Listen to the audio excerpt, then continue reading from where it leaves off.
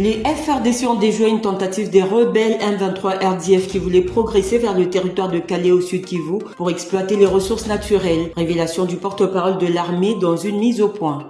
Difficulté de transport en commun ce lundi à Kinshasa. Les conducteurs, mécontents de la nouvelle grille tarifaire fixée par le gouvernement provincial, ont observé une grève à la pénalisation de la population.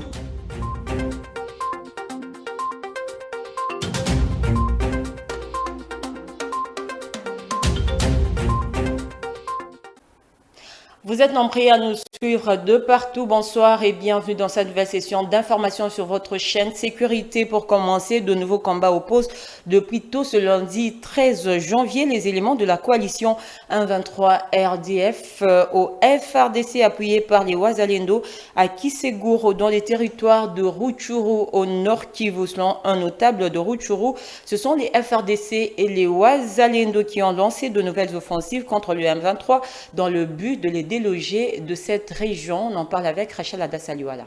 Des roquettes qui explosent, des mitraillettes qui crachent par centaines, les forces armées de la République démocratique du Congo ne jouent que par les délogements de rebelles M23 Rwanda d'Ekiseguro dans les territoires de Rutshuru. Il faut dire que depuis tôt ce lundi, les FARDC et les combattants Wazalendo ont lancé des nouvelles offensives contre ce hors-la-loi. Ce matin, les Wazalendo sont allés traquer les M23 dans leur position au niveau de Kiseguro en chefferie de Bouicha dans le groupement Binza à territoire de Rutshuru. Alors la population se trouve terrée dans la maison. Alors nous attendons en tout cas les bilans dans les heures qui viennent. Sinon en tout cas les affrontements continuent. Alors les VDP sont déterminés pour traquer et déloger les M23 en tout cas qui sont en train de semer la terreur dans la contrée. Vous savez que cette contrée c'est la population qui est en train de payer les pots cassés dans les champs voire aussi à la maison. Alors les VDP en tout cas sont déterminés pour aller traquer ces M23 qui sont en train de semer la terreur dans la zone pour qu'ils puissent quitter et rentrer chez eux au Rwanda parce que ce sont les RDF qui sont là-bas avec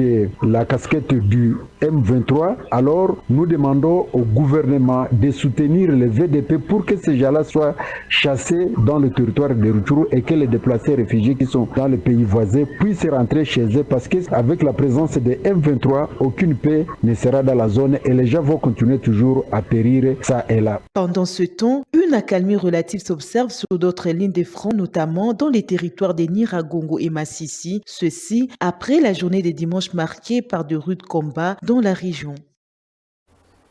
Les forces armées de la République démocratique du Congo sont déterminées à répondre à toute attaque des rebelles d'où qu'elles proviennent. C'est le porte-parole de l'armée dans la région qui l'indique. Le lieutenant-colonel Guillaume Djike Kaiko dit par ailleurs que l'armée loyaliste a déjoué une tentative des rebelles 123 RDF qui voulaient progresser vers le territoire de Calais au sud Kivu en vue d'exploiter les ressources naturelles. Suivez plutôt ces propos.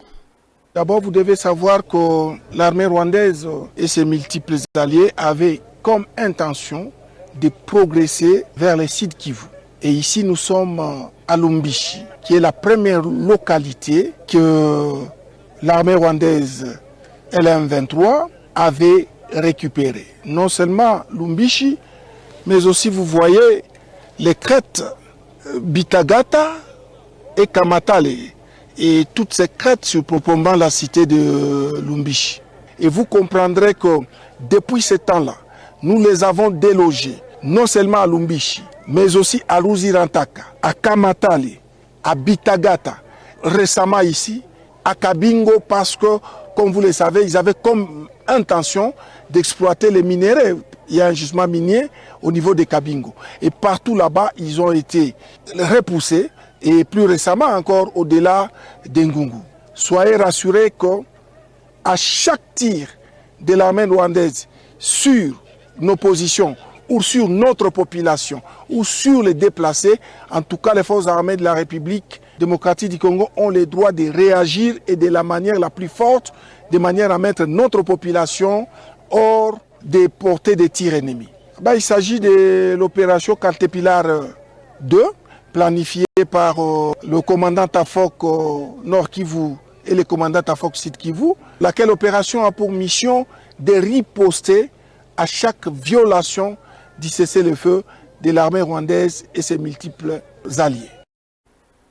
En économie, le Rwanda mène une campagne de terreur avec pour seul et unique objectif l'exploitation illégale et illicite des minerais congolais. Le rapport publié dernièrement par les experts des Nations Unies le confirme. Cette exploitation rapporte 800 000 $ américains de taxes par mois auprès des exploitants artisanaux sous une administration rebelle. Cette déclaration a été faite par la ministre d'État en charge des Affaires étrangères, Thérèse Kaikwamba. Patrick Issou nous en dit plus. Ce rapport accablant du groupe d'experts des Nations Unies qui parle d'une présence de près de 4000 soldats rwandais sur le territoire souverain de la République démocratique du Congo, à commencer par les territoires de Nyiragongo, Rutshuru et Masisi, mais aussi une expansion territoriale, et nous en avons souvent parlé, le fait que les prétextes qui sont avancés par le Rwanda pour sa présence ou son appui au M23 ne sont que des prétextes qui sont présentés pour nous leurrer et pour nous faire croire qu'il y a des objectifs nobles. Il s'agit d'une occupation ciblée de notre territoire souverain. Il s'agit aussi d'une campagne de terreur qui pousse les civils congolais et congolaises à fuir leur lieu de résidence, à libérer des parties entières de territoire, et c'est aussi une campagne qui cible justement l'exploitation illégale et illicite de nos ressources naturelles. Le rapport du groupe d'experts, qui fait plus de 162 pages, parle d'environ 150 tonnes de coltan qui ont été exportées frauduleusement vers le Rwanda, 150 tonnes. À Rubaya, plus de 10 000 personnes qui travaillent dans l'extraction artisanale sous une administration imposée par la coalition justement des RDF et du M23.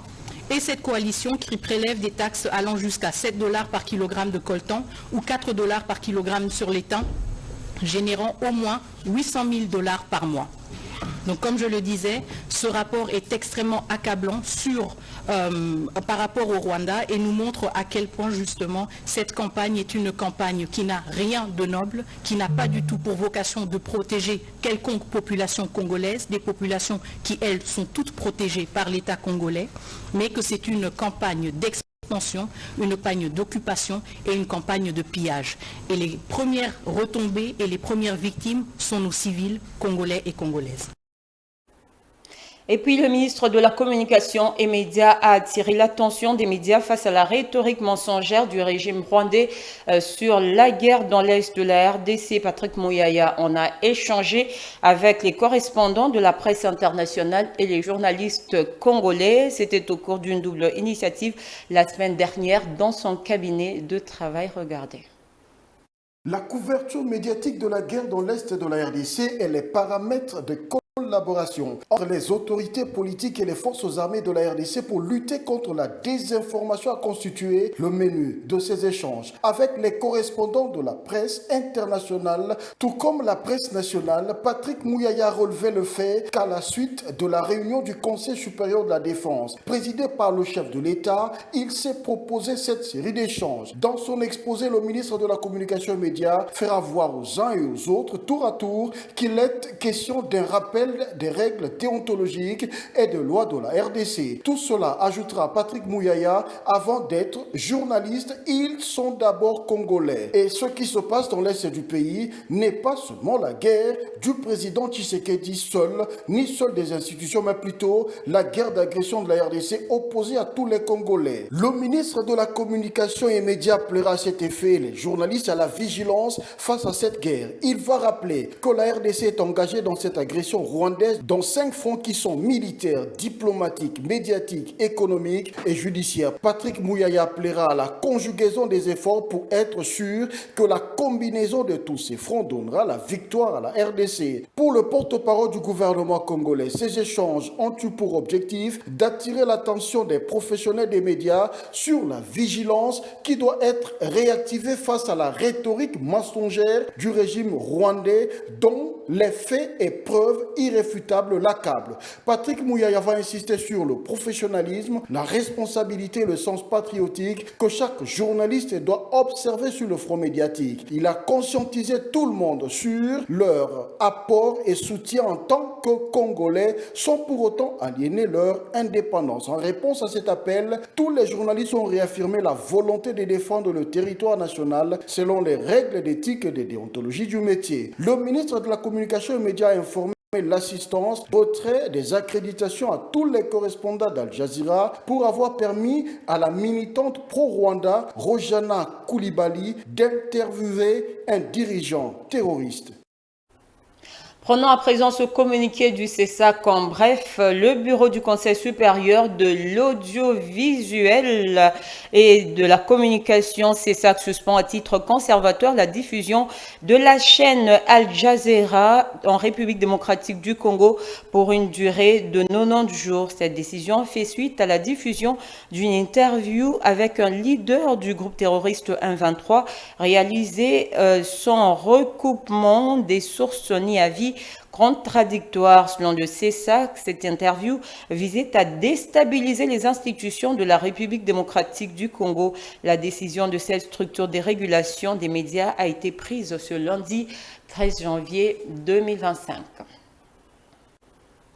Et puis, les présidents Denis Sassou Nguesso et Joao Lourenço ont exprimé leur profonde préoccupation face à la poursuite des combats dans l'Est de la République démocratique du Congo, ce malgré le cessez-le-feu signé le 4 août 2024 et la dynamique des rencontres entre les délégations de la RDC et du Rwanda. Ces deux chefs d'État africains ont exhorté les partis à maintenir et renforcer les initiatives favorables au dialogue et faciliter et soutenir les efforts de la médiation. Regardez. Au cours de leur entrevue, les deux dirigeants africains ont procédé à un large échange de vues sur des questions d'intérêt commun. Très préoccupés par les questions de paix, de sécurité et de stabilité dans le monde en général et en Afrique en particulier, les chefs d'État de l'Angola et de la République du Congo ont évoqué la situation politique, sécuritaire et humanitaire qui prévaut actuellement dans l'Est de la République démocratique du Congo. À ce sujet, le président Denis Sassou Nguesso a salué les efforts qu'entreprend son homologue angolais Joao Lourenço dans la recherche des solutions des sorties des crises en RDC à travers les processus de Luanda. Denis Sassou Nguesso a encouragé Joao Lourenço à poursuivre la dynamique des dialogues en cours tout en lui renouvelant son soutien. Les deux dirigeants ont aussi exprimé leur profonde préoccupation face à la poursuite des combats dans l'Est de la République démocratique du Congo et ont exhorté les parties belligérantes à renforcer les initiatives favorables au dialogue, de faciliter et de soutenir les efforts de médiation. Société, je l'ai annoncé au sommaire, grève ce lundi 13 janvier 2025 des conducteurs de transport en commun. Ils protestent contre la nouvelle grille tarifaire fixée par le gouvernement provincial de Kinshasa, une situation qui a pénalisé les Kinois qui se sont vus dépenser un peu plus que les autres jours pour leur déplacement. Rachel Adassaliwala.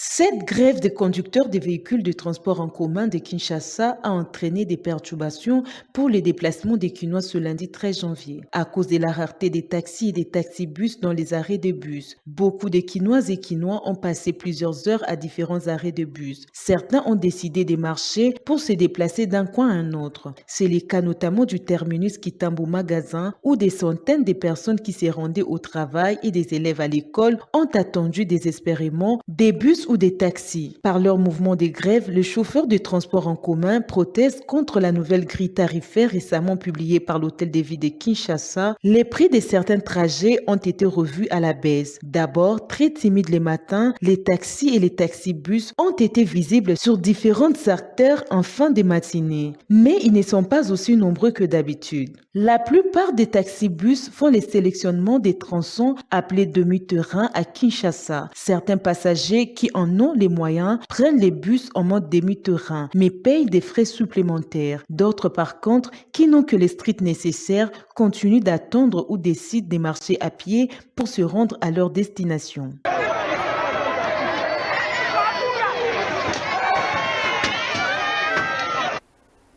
En dehors de nos frontières, à Los Angeles, des bénévoles ont improvisé un centre de dons pour venir en aide aux sinistrés, ce près d'une semaine après le début des violents incendies qui encerclent la ville. On en parle avec Affermi Vita.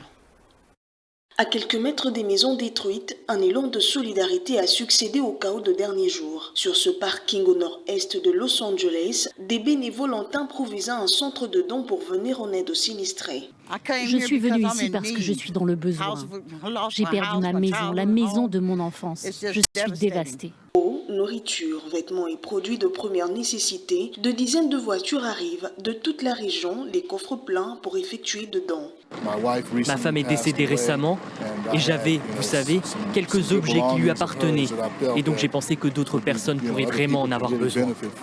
Ici, aucune organisation officielle. Ils ont commencé à faire des dons. Nous sommes allés acheter un tas de hot dogs, des légumes, de l'eau, du pain, du ketchup, de la moutarde. Nous avons commencé comme ça et puis à partir de là, les gens ont commencé à venir. Le lendemain, le jour suivant, ça s'est transformé en ce que vous voyez derrière moi. Signalons que Joe Biden a promis d'actionner le plan d'aide d'urgence sous peu. Et pour terminer, l'année civile 2024 a vibré au rythme de plusieurs faits sociaux en République démocratique du Congo, des naufrages, des inondations, des mouvements des grèves, des sit-ins, mais aussi des cas d'insécurité ayant causé de pertes en vie humaine. Revivez en images la rétro de l'année 2024 sur le plan société dans cet élément signé Affermi Vita.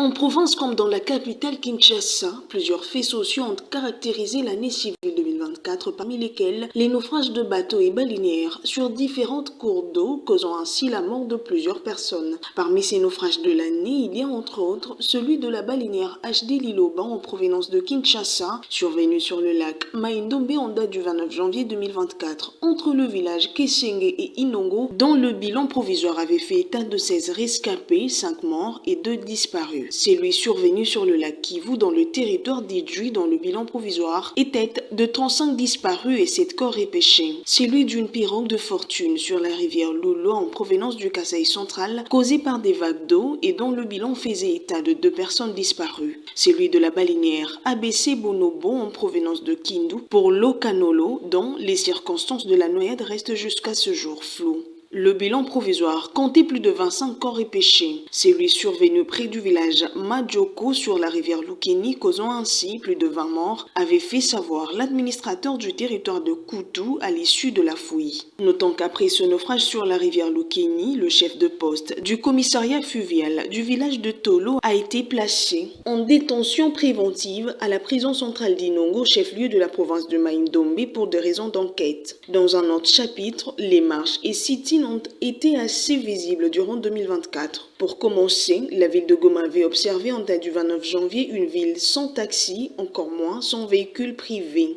À cet effet, une manifestation a été organisée dans les rues par la société civile pour dire non à la mesure du comité provincial de sécurité interdisant la circulation des motos au-delà des 18 heures, heure locale, pour des raisons de sécurité. Aussi, plusieurs fois, les conseillers municipaux étaient dans les rues de Kinshasa comme de province pour exiger leurs frais de fonctionnement non perçus depuis leurs installations. Dans le Grand Bandundu, l'appel à une journée ville morte décrété lundi 20 mai par la société civile pour exiger les élections de nouveaux dirigeants a été boycotté par la population qui a vaqué librement à ses occupations. À Butembo, par contre, les activités étaient restées paralysées dans la journée du 15 juin à la suite de l'appel du groupe des pressions Parlement debout de Fourou. C'était dans les buts de déplorer les dernières attaques des ADF qui venaient récemment d'avoir lieu. À Isiro, chef-lieu de la province du Haut-Ouélé, les opérateurs économiques avaient manifesté pendant 3 jours en raison de conflits avec la mairie sur les taxes. Dans le même chapitre, à Kinshasa, les chauffeurs poids lourds étaient allés en grève en septembre 2024 pour protester contre la persistance des barrières sur la route nationale numéro 1. Plusieurs fois en 2024, les bandits urbains communément appelés Kouloun ont été pris dans l'opération transfèrement à Kanyama-Kassisi en vue d'intégrer le service national. Le samedi 25 mai, par exemple, 325 Koulouna ont pris leur avion pour le Kasaï, province abritant le lieu de la formation au service national. Aussi, les incendies dévastateurs étaient parmi les grandes lignes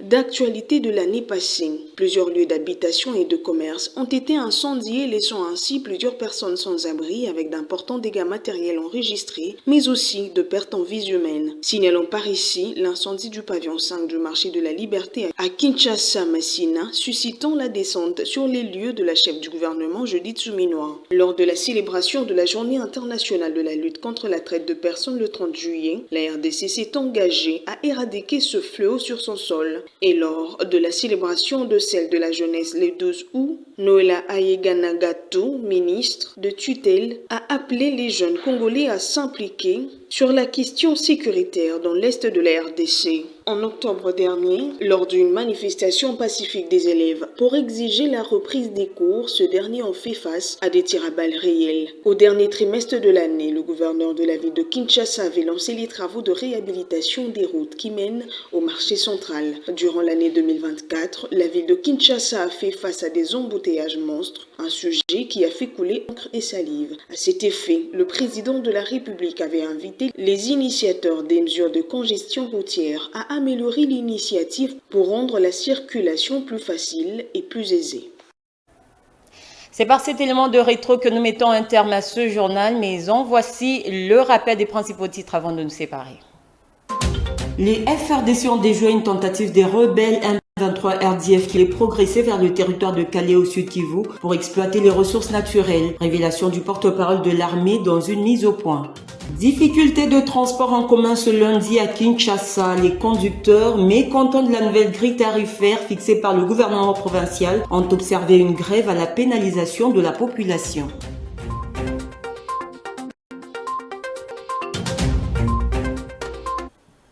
Ce journal est complètement terminé. Merci de nous avoir suivis et merci de rester fidèles au programme de la chaîne du repos. Je vous fixe rendez-vous pour demain à la même heure. D'ici là, portez-vous bien et excellent début de semaine à tous.